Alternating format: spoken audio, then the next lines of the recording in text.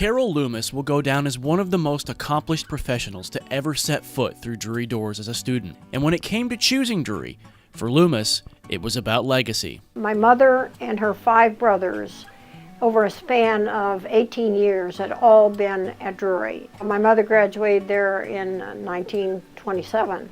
So, first of all, I came from a class, a senior class at Cole Camp that had only 36 people in it, which is a very small class. But it was a very welcoming place, and so it was definitely the right choice for me.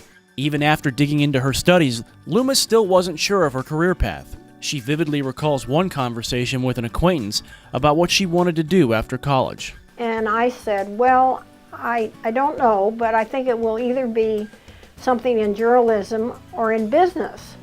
And she looked at me somewhat askance and she said, well, I certainly hope it's journalism, not business, because women just didn't make careers in business then. Which is ironic, given that Loomis took her talents to New York, where she began working for a little business periodical called Fortune magazine.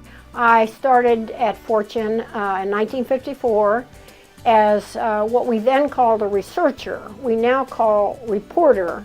I was promoted to writing at a time when that was not customary at all, because all the writers, with one exception, were men.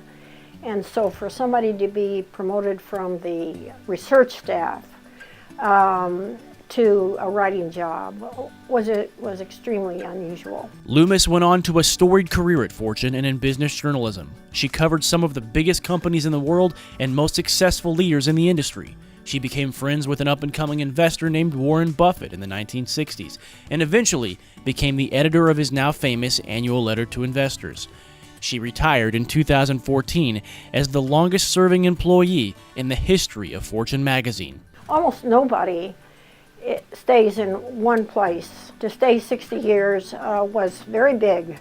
And as a matter of fact, when I retired, it was regarded as so unusual that the New York Times decided to actually do an article about me. Though her work has been read and recognized far and wide, Loomis considers her induction into Drury's Breech Hall of Fame to be among the highest honors of her career. And so to have been honored by the Breech School from the Hall of Fame, that was a very nice testament to the track that I had gone on, journalism, but business.